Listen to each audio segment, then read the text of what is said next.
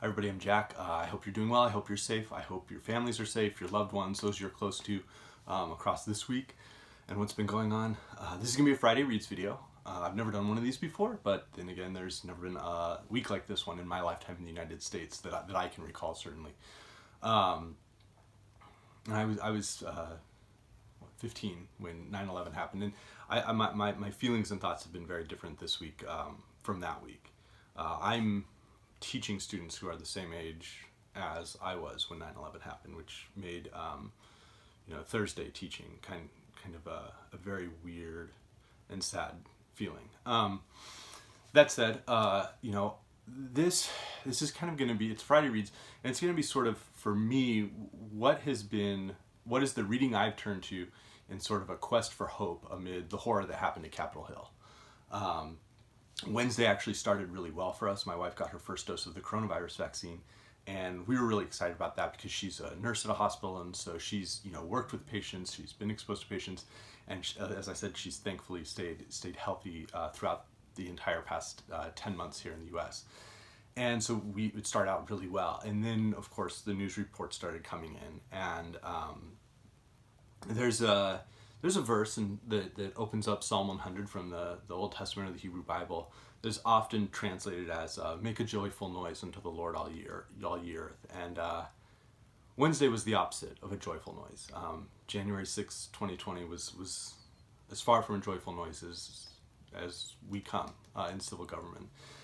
And I recognize, of course, that this has happened in other countries, that this is happening.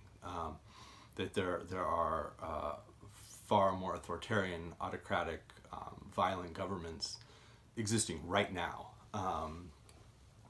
But there was a deep feeling of shame, of loss, this sense that a lighthouse sort of had gone out for a while and then was restored late that night. But it was very hard. Like, what do you read when that happens? I read one fairy tale by the Brothers Grimm, and I read a few of the Psalms, and went to sleep trying to think, what the heck am I going to say on Thursday to my students? And those of you who've been around long enough know that about every 3 months I post a video where I get I cry or something. So we'll see if this is that one. But this Thursday morning I wake up and I was reminded of something I did when I was 17. So this was a couple years after 9/11 had happened. But a religious group I was part of at 17, we had to come up with like an annual verse and vision theme type thing.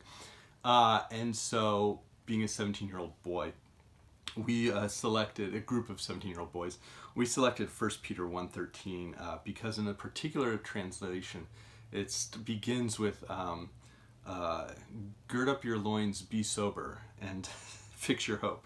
And in my translation, it's therefore prepare your minds for action, keep sober in spirit, fix your hope completely on the grace to be brought to you. And that was sort of what got me through Thursday morning, was saying, okay, it's, I'm an adult. I need to, like I said, I was in high school, in 2001, and I need to be able to be present for students who are having similar feelings, similar fears. I talked to my brother on the phone Wednesday afternoon. I talked to other family members. My wife called me, of course. And I went home, and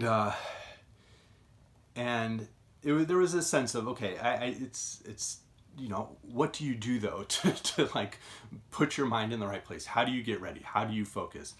And so for me, one thing I read this week was from James Weldon Johnson, and I actually have set aside one of his books to read for a comparison in January, possibly next week.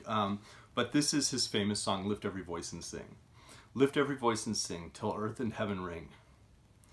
Ring with the harmonies of liberty. Let our rejoicing rise high as the listening skies. Let it resound loud as the rolling sea. Sing a song full of the faith that the dark past has taught us. Sing a song full of the hope that the present has brought us. Facing the rising sun of our new day begun, let us march on till victory is won. Stony the road we trod, bitter the chastening rod, felt in the days when hope unborn had died. Yet with a steady beat, have not our weary feet come to the place for which our fathers sighed. We have come over a way that with tears has been watered. We have come treading our path through the blood of the slaughtered. Out from the gloomy past, till now we stand at last, where the white gleam of our bright star is cast. God of our weary years, God of our silent tears, thou who hast brought us thus far on the way, thou who hast, by thy might, led us into the light, keep us forever in the path we pray. Lest our feet stray from the places, our God, where we met thee, lest our hearts drunk with the wine of the world we forget thee, shadowed beneath thy hand, may we forever stand, true to our God, true to our native land. And that got me thinking, that may we forever stand. And I, of course, as a huge nerd, thought of Indiana Jones, where he says, you stood up with everything, against the Grail, talking about, when it's time to be standing counted. And, thinking, there was a lot of silence from people around what had been going on. And realizing, for me, it was realizing that there's a passage in 1 Kings 19 where there's a bit where Elijah's listening for God, and he sees all these things, these loud sounds and the fire and stuff, and he realizes that it's sometimes translated as God is in the silence, and that silence is not the silence that people need right now. And so I needed to, find the place to stand, true to God, true to our native land, and so that got me going. But as hard as it is, then I found a translation. It's a translation. I couldn't find the Native American tribe, but it's a translation by Edwin Ford Piper. Do not be always looking on the fire. It will dry up your eyes and make you blind. Look upon falling snow and running water, on crinkle root and brightening willow bark, the dancing crane, the coyote and the moon, on laughing children. No, not on the fire. You will go blind. And so with that, it was like, okay, well, let's look away from the fire Thursday evening. And, so we read Sulwe by Lupita Nyong'o. And this is a special one because when my youngest daughter received it, she opened it up and it was the picture of the author on the back. My wife actually has a shirt like this. She's taller than Lupita Nyong'o, but she does look somewhat like her, a fair amount like her, and has a very similar top. And so my daughter opened it and goes, Mommy, look, that's you. So we always joke about that now. But we read Sulwe, and this is a beautiful book about the need for night and day. That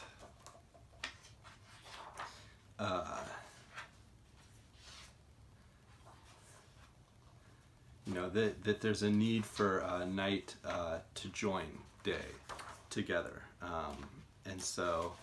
and give to each other, and beautiful illustrations, beautiful parable within there. And so we read this, and that kind of got me looking away from the fire for a little while, and I kept thinking, okay, what else do I need to be reading? Like, what do you read on January 7th, 2021? And so I started pulling down my Library of America volumes, and I had been doing that, but it was curious. It was curious what I wasn't finding in those writings, but what I was finding. And what I found, George Washington, not a perfect person, not a perfect president, but in his first inaugural address, it would be peculiarly improper to omit in this first official act my fervent supplications to that almighty being who rules over the universe, who presides in the councils of nations, and whose providential aids can supply every human defect, that his benediction may consecrate to the liberties and happiness of the people of the United States a government instituted by themselves for these essential purposes, and may enable every instrument employed in its administration to execute with success the functions allotted to his charge. In tendering this homage to the great author of every public and private good, I assure myself that it expresses your sentiments not less than my own, nor those of my fellow citizens at large less than either. And, regardless of your faith tradition, and certainly mine is one of belief, that was a good passage to come across for me, to see that 230 years ago, there was a sense of purpose and belief of what needs to happen.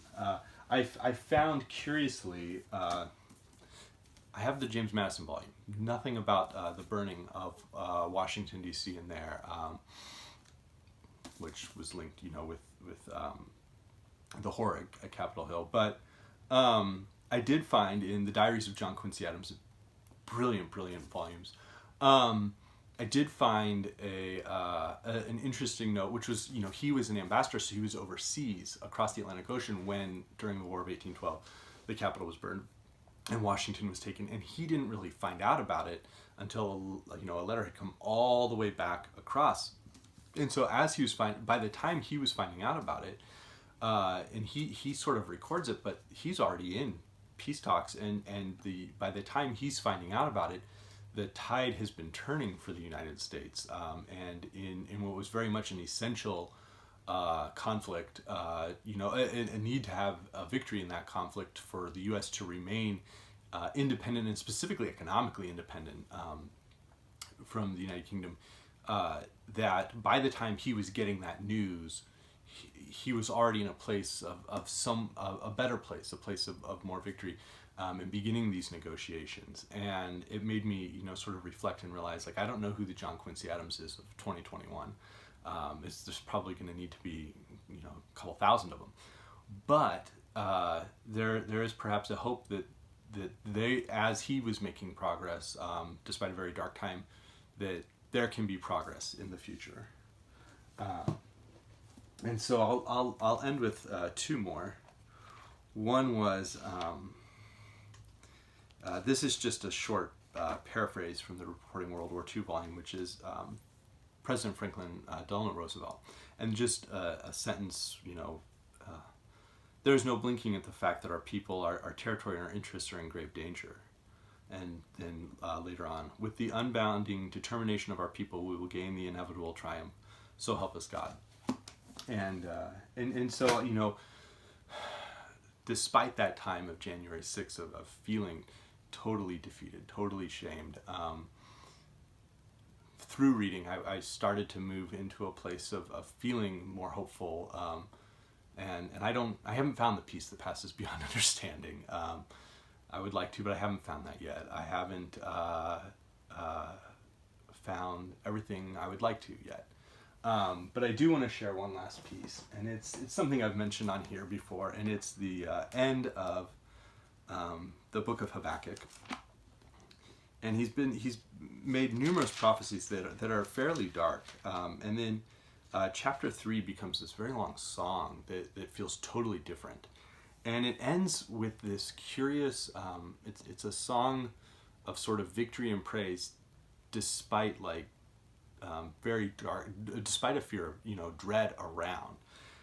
Though the fig tree should not blossom, and there be no fruit on the vines, though the yield of the olive should fail, and the fields produce no food, though the flock should be cut off from the fold, and there be no cattle in the stalls. Those are all terrible things. Yet I will exult in Yahweh. I will rejoice in the God of my salvation. The Lord Yahweh is my strength, and he has made my feet like hinds' feet, and made me walk on my high places. And that's something I always sort of turn to when everything starts to close in, which has been, despite having a safe and healthy 2020, it's felt that way at times. And I'll paraphrase a song that you'll recognize at the end. I think many of us still, we still do live in fear. We have not found peace. We're not walking hand in hand yet. We haven't found peace yet. We are perhaps afraid today, but I do believe that we shall overcome. And so I guess that's what I'll leave you with. So again, I hope everybody's safe, and thank you again if you joined me here. Come someday, oh, deep in my heart, I do believe we shall overcome some